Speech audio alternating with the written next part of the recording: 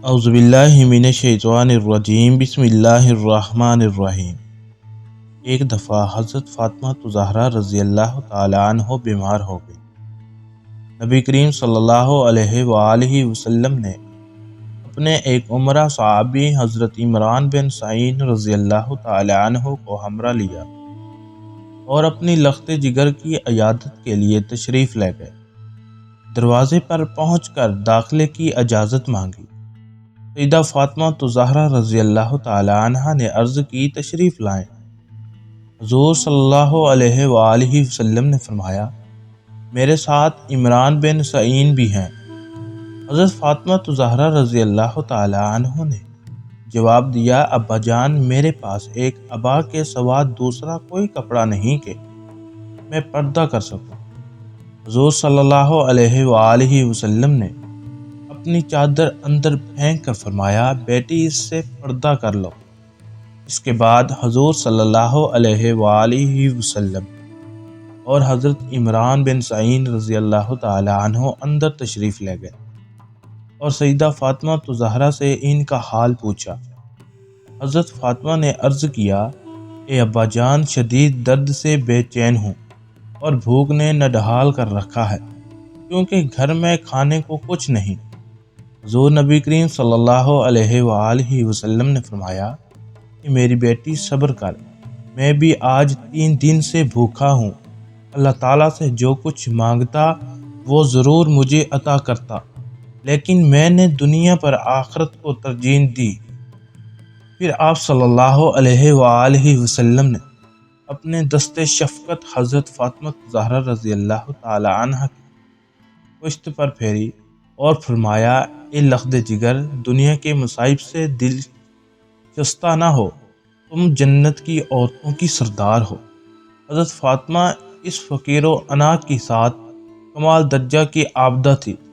حضرت حسین رضی اللہ تعالی عنہ سے روایت ہے کہ میں نے اپنی ماں کو شام سے صبح تک عبادت کرتے اور اللہ کے حضور گریہ و زاری کرتے دیکھا، لیکن انہوں نے اپنی دعاؤں میں اپنے لیے کبھی کوئی درخواست نہ کی۔ ایک دفعہ حضرت فاطمہ علیل تھی، لیکن علاقت میں بھی رات بھر عبادت میں مصروف رہی۔ جب حضرت علی رضی اللہ تعالی عنہ صبح کی نماز کے لیے مسجد گئے تو وہ بھی نماز کے لیے کھڑی ہو گئی۔ نماز سے فارغ ہو کر چکی پیسنے لگی۔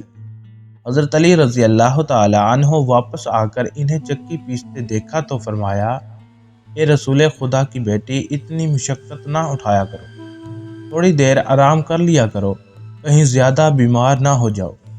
فرمانے لگی، خدا کی عبادت اور آپ کی اطاعت مرض کا بہترین علاج ہے۔ اگر ان میں سے کوئی موت کا باعث بن جائے تو اس سے بڑھ کر میری کوئی خوش نصیبی کیا ہوگی۔ ایک مرتبہ حضور نبی کریم صلی اللہ علیہ وآلہ وسلم نے سیدہ فاطمہ سے پوچھا، جانے برز، مسلمان عورتوں کی اوصاف کیا ہیں؟ انہوں نے عرض کیا، ابا جان، عورتوں کو چاہیے کہ اللہ اور رسول کی اطاعت کریں، اولاد پر شفقت کریں، اپنے نگاہ نیچی رکھیں، اپنی زینت کو چھپائیں، نہ خود کو غیر کو دیکھیں نہ غیر اس کو دیکھیں۔ حضور صلی اللہ علیہ وآلہ وسلم یہ جواب سن کر بہت خوش ہوئے۔ حضور صلی اللہ علیہ وآلہ وسلم یہ جواب سن کر بہت خوش ہوئے۔ نبی کریم صلی اللہ علیہ وآلہ وسلم حضرت فاطمہ الزہرا رضی اللہ تعالی عنہ سے بے پناہ محبت فرماتے تھے۔ صحیح بخاری میں روایت ہے کہ ایک دفعہ حضرت علی رضی اللہ تعالی عنہ نے غورہ بنت ابی جہل سے نکاح کا ارادہ کیا۔ سید النساء سخت افسردہ ہوئیں۔ جب رسول کریم صلی اللہ علیہ وآلہ وسلم ان کے پاس آئے تو سیدہ فاطمہ الزہرا رضی اللہ تعالی عنہ نے عرض کیا، یا رسول اللہ صلی اللہ علیہ وآلہ وسلم، علی مجھ پر سوتن لگانا چاہتے ہیں۔ حضور نبی کریم صلی اللہ علیہ وآلہ وسلم کے دل پر سخت چوٹ لگی۔ ادھر غور کے سرپرست بھی حضور نبی کریم صلی اللہ علیہ وآلہ وسلم سے ان کے نکاح کی اجازت لینے آئے۔ نبی کریم صلی اللہ علیہ وآلہ وسلم مسجد میں تشریف لائے اور منبر پر چڑھ کر فرمایا، آل ہشام علی سے اپنی لڑکی کا عقد کرنے کے لیے مجھ سے اجازت چاہتے ہیں، لیکن میں اجازت نہ دوں گا۔ البتہ علی میری لڑکی کو طلاق دے کر دوسری لڑکی سے شادی کر سکتے ہیں۔ فاطمہ میرے جسم کا ٹکڑا ہے، جس نے ان کو عزتیں دی اس نے مجھے عزت دی، جس نے اس کو دکھ پہنچایا اس نے مجھے بھی دکھ پہنچایا۔ میں حرام کو حلال اور حلال کو حرام نہیں کرنا چاہتا، لیکن اللہ کی قسم، اللہ کے رسول کی بیٹی اور دشمن خدا کی بیٹی دونوں ایک جگہ جمع نہیں ہو سکتی۔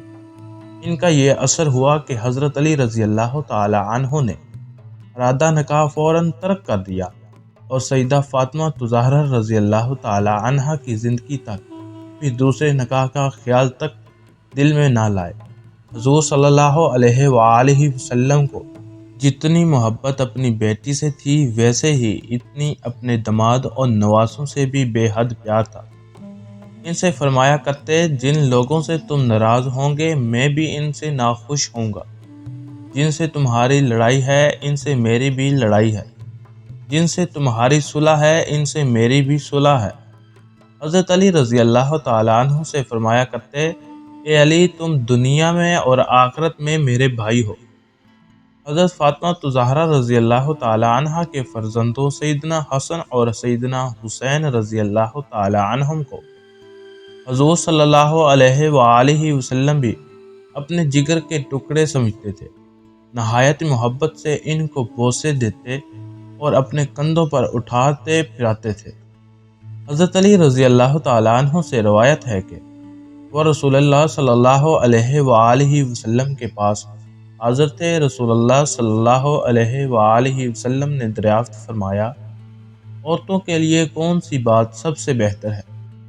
اس پر صحابہ رضوان اللہ اجمعین خاموش ہو گئے، کسی نے جواب نہ دیا۔ حضرت علی رضی اللہ تعالیٰ عنہ کہنے لگے، میں نے واپس آ کر حضرت فاطمہ زہرا رضی اللہ تعالیٰ عنہ سے دریافت کیا کہ عورتوں کے لیے سب سے بہتر کیا بات ہے؟ حضرت فاطمہ زہرا رضی اللہ تعالیٰ عنہ نے فرمایا، وہ مردوں کو دیکھے اور نامرد ان کو دیکھے۔ تو میں نے جواب رسول اللہ صلی اللہ علیہ وآلہ وسلم سے ذکر کیا تو آپ صلی اللہ علیہ وآلہ وسلم نے فرمایا، فاطمہ رضی اللہ تعالی عنہم میری لخت جگر ہیں۔ حضرت فاطمہ زہرا رضی اللہ تعالی عنہ نے ایک دفعہ اسماء بنت امیس رضی اللہ تعالی عنہ سے کہا کہ مجھے حیا آتی ہے کہ جب میرا انتقال ہو تو لوگ مردوں کے تخت پر آ کر اور ایک کپڑا اوڑھ کر مجھے کندھے پر الٹائیں، اس لیے اندیشہ ہے کہ کپڑے کے اوپر سے میرا جسم ظاہر نہ ہو۔ تو حضرت اسماء رضی اللہ تعالی عنہ نے کہا، جگر گوشہ رسول صلی اللہ علیہ وآلہ وسلم، کیا میں تمہیں ایسی چیز نہ دکھاؤں جو میں نے حبشہ میں دیکھی تھی؟ حضرت فاطمہ زہرا رضی اللہ تعالی عنہ نے کہا، کیوں نہیں، ضرور۔ حضرت اسماء رضی اللہ تعالی عنہ نے کھجور کی تازہ ٹہنیاں منگوائیں، کمان کی شکل میں ان کو موڑ موڑ کر رکھا اور ان کے اوپر کپڑا ڈال دیا۔ حضرت فاطمہ زہرا رضی اللہ تعالی عنہ نے فرمایا، یہ تو بڑی اچھی چیز ہے، اس سے مردہ عورت کے جنازہ میں امتیاز ہو جائے گا اور عورت کا جسم بھی چھپ جائے گا۔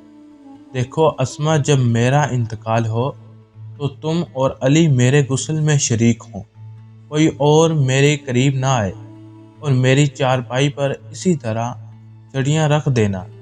جب حضرت فاطمہ زہرا رضی اللہ تعالی عنہ کا انتقال ہوا تو حضرت اسماء رضی اللہ تعالی عنہ نے دلہن کے ڈولے کی طرح پردہ پوش چادر چارپائی تیار کی اور کہا، فاطمہ نے مجھ سے اس کی وصیت کی تھی۔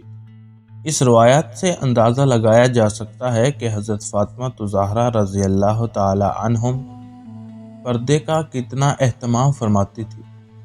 یہی وجہ تھی کہ آپ صلی اللہ علیہ وآلہ وسلم نے حضرت فاطمہ زہرا رضی اللہ تعالی عنہم کو پاک دامنی پر جنت کی خوشخبری سناتے ہوئے ارشاد فرمایا، فاطمہ رضی اللہ تعالی عنہم نے اپنی عصمت اور پاک دامنی کی ایسی حفاظت کی کہ اللہ تعالیٰ نے ان کی پاک دامنی کی وجہ سے اسے اور اس کی اولاد کو جنت میں داخل فرما دیا۔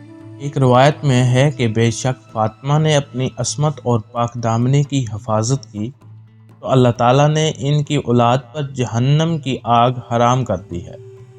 حضرت ام سلمہ رضی اللہ تعالیٰ عنہ فرماتی ہیں، جب قرآن کریم کی یہ آیت نازل ہوئی تو انصار کی خواتین اپنے گھروں سے اس طرح نکلی کہ گویا ان کے سر اس طرح بے حرکت تھے جیسے ان کے سروں پر پرندے بیٹھے ہوں، اور ان کے اوپر کالا پڑتا تھا جس کو وہ پہنی ہوئی تھی۔ حضرت عائشہ رضی اللہ تعالی عنہا روایت فرماتی ہیں، ہم رسول اللہ صلی اللہ علیہ وآلہ وسلم کے ساتھ سفر حج میں حالت احرام میں تھے۔ جب ہمارے پاس سے کوئی سوار گزرتا تو ہم اپنی چادروں کو اپنے سروں سے ہٹا کر چہرے کے سامنے کر لیتے، اور جب لوگ گزر جاتے تو ہم چہرے کھول لیتے۔ قیس بن شماس سے روایت ہے کہ رسول اللہ صلی اللہ علیہ وآلہ وسلم کی خدمت میں ایک عورت حاضر ہوئی، اس کا نام ام خلاد تھا اور اس کے چہرے پر نقاب بڑا ہوا تھا۔ یہ عورت اپنے بیٹے کے بارے میں دریافت کر رہی تھی جو جنگ میں شہید ہو گیا تھا۔ صحابہ رسول صلی اللہ علیہ وآلہ وسلم میں سے کسی نے آپ کو نقاب میں دیکھ کر کہا، اس وقت بھی آپ نے نقاب ڈال رکھا ہے؟ آپ نے جواباً فرمایا، میں نے بیٹا ضرور کھویا ہے، حیا نہیں کھوئی۔ اللہ پاک تمام مسلمان عورتوں کو پردے کی توفیق عطا فرمائے، ہمیں دین کی مکمل سمجھ نصیب فرمائے اور ہمارا خاتمہ ایمان پر فرمائے، آمین یا رب العالمین۔ کیسی لگی ہماری ویڈیو کمنٹس کر کے لازمی بتائیں۔